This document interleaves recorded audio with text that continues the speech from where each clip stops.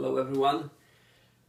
Today I would like to share with you a few thoughts with Miss Michele Partridge. In the Gospel we heard the story about the blind man, and disciples asked Jesus whose fault it was. And Jesus said that it wasn't fault, nor the parents, nor himself, that it was he was blind so God's mighty works could be shown to the people.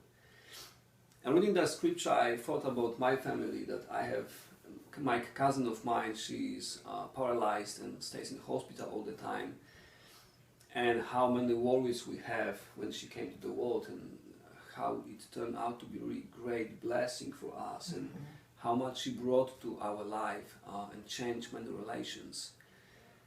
So I would like to ask you to maybe share with us a few thoughts about your son. Okay, yes. We have a son, as I'm sure people that know me know. His name is Samuel Luke. He's a wonderful little boy. He's growing up. But anyway, when we were pregnant with him, we were so excited because we'd already had a little girl. Mm-hmm. So then we were going to have our complete family, a little boy, and we were going to be done, and because my husband's older. But anyway, so we had Sam, and through the whole pregnancy, everything was fine. We had no, problems or anything. Had no idea that when we had him, that, our whole lives would change for the better. But at first, it was definitely not for the better. We had Sam, and he immediately had to be rushed to a different hospital in a different state because of his heart condition and his other issues with his airway and everything. So after we finally got all of his medical kind of stabilized, then we started realizing, well, he has other issues, and the two main things are his vision loss and his hearing loss. His vision is really pretty bad. He has no vision in this one eye, and then the other eye he has a very small field of vision.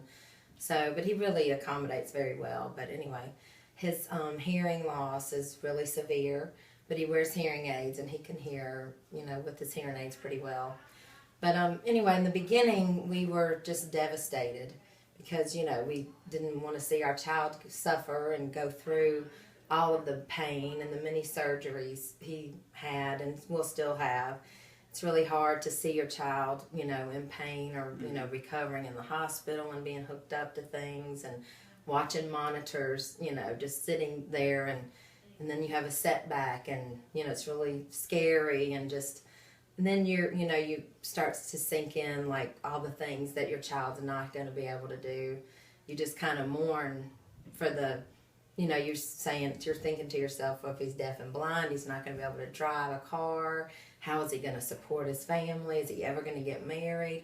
Are kids going to make fun of him because he looks different? Or, people in general, people going to stare? Or, you just don't want your child to suffer anyway, physically, emotionally, mentally, whatever. But after you kind of work through all of the, things in your mind and in your family, and, that you just get into a normal family routine, you realize that, that it's really a blessing that you have a child in your life that can show you and other people how to overcome things, It's real hard for me to ever act like I don't feel good, or I'm in a bad mood, because I look at Sam and I see how, just even today, like walking to school or something, he may trip and fall and get a really bad sore on his knee, or just things like that. And just every day is kind of a struggle, and he doesn't even know it or see it as that. But just looking at him, he does do so well, but he has a lot of issues and things he has to deal with. But just the way, and he's so happy all the time. He is just filled with happiness and joy. And I know people used to tell Mike and I when we had Sam that, God gives special children to special people. And I used to say, well, I don't want to be special. I just want a child. I just want a normal, healthy child that, that's not going to have problems, or, they're already going to face enough things in their life as it is, much less if they're deaf, blind, or, have all these medical issues. So, but then after, you accept things, and you you just learn to live with things, and you just see how remarkable and how special they are. And he really has touched so many people.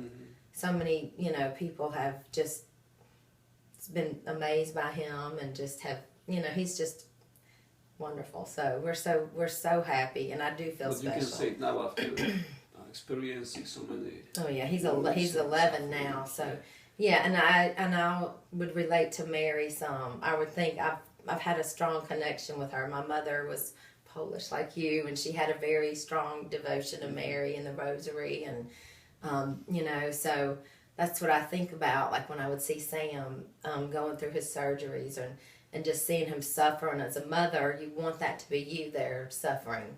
You do not, it's just the worst pain in the world to see your child going through that. And so I thought about Mary and how, she had to watch her son, on the cross, and being, beaten, and just everything that he had to go through, and the pain, and,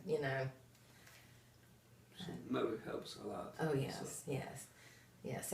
I really pray the Rosary. I try to daily and as much as I can, and but she really helps me get through things and try to be a better mother and, parent and wife. Do you think that any of your worries which you have in the beginning, that those nightmares about Sam's life were fulfilled, or rather it was simply natural anxieties which life simply goes much better than we... Yes, I think, in the beginning I was very negative.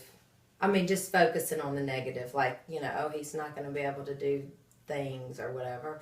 But, I have a wonderful husband, and he's a great father, so I'm very fortunate. He was always positive and has always been positive. And then just seeing Sam may do things just differently. It's not necessarily that he's not going to be able to be independent. He may just have a driver, or he may...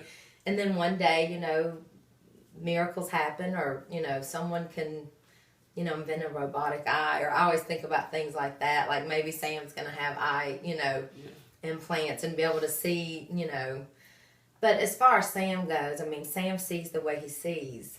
He doesn't know what it's like to have, binocular vision. He just has, one eye that works a little bit. But he still can read, do homeworks, go to the Oh, yeah, school. so he goes to St. Dominic with his sisters now. He's in the National Junior Honor Society. It's amazing, yes. Makes almost straight A's. I mean, he's very smart. No cognitive, thank goodness, deficits or anything like that. But, he reads small print. He just holds it close. I mean, there's so many things he can do. And just him being, an example, or however you want to call it, to people and to children. I think it helps Sam being at school with children at St. Dominic, and and they help him. You just want your kid to fit in and be a normal kid and have a normal life and be happy, and he is. So thank God. Well, I would like it to be a message for mothers who are pregnant and who maybe find out that their child will be not completely normal, and how often doctor says, simply do abortion because you don't want to suffer your child, and how it really is lie that it's really not the truth. Like with Sam, we were told when he was born that he would just probably be bedridden and vegetables, what one doctor said, but that he'll probably never walk. I mean, just... It was pretty scary message. Oh, yes. I mean, we were thinking, the worst, and we weren't really given a lot of great news. So, I mean, me, with the strong faith that I have, I would never, if we did find out when I was pregnant, that there was anything, I wouldn't, I would never do anything, and you wouldn't hope that anyone would, because you don't really know. Yes. Like, Sam is just amazing, and as all children are, but, he's really proved people wrong, and the doctors. So, I mean, we were told he would never eat, and he's, he was tube fed in the beginning just till he was 3, and then he's eaten ever since then. We were told, lots of things and that. He has good appetite. Oh, very good. He eats steak. They said, oh, he'll never eat steak if he does eat. He eats steak. He eats, anything he wants to. Yeah, he's just wonderful. So we're so fortunate. But yes, I don't know. Maybe you could be better prepared knowing that you have a child and kind of, prepare yourself mentally and just, read about it and educate yourself. But you don't have to, just because a child's different doesn't mean they're not just wonderful in the way they are, exactly. And a gift from God, and we're all made in God's image and likeness, no matter what, if we have two eyes or one eye or whatever, the doesn't change who we are, that we are exactly, God's exactly. Yeah, so we feel very blessed and fortunate to have Sam, and we're so glad to be able to share him with our children and our friends and our family, and he's a joy to be with and to have as a son. I'm really proud of him, and he teaches me something every day. So, and I see how it changes. His presence changes. His classmates that help him to be more humble and enjoy, blessings they have, and yes, and be thankful to react with others and yes, be helpful and compassionate. And they are very. A lot of the children really. I guess I was scared at first because he did go to a self-contained classroom before in a school for the deaf and blind, and then we decided to bring him to St. Dominic.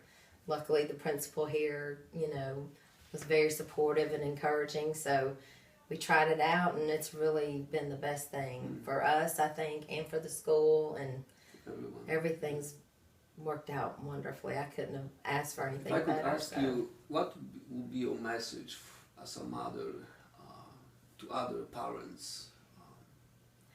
I guess as a message, I would, as a parent of a child with different abilities, and go into a school with children that are, quote, typical or normal, whatever you want to call them, that my message would be that I would just hope that everyone would be tolerant and have their hearts and minds open to children that are different, however they may be, physical differences, mental abilities, to open your heart and mind to, it's a child and we're all children of God, and that we all have a place in this world, and that we should all be so fortunate if we do have all of our faculties, our mental and physical,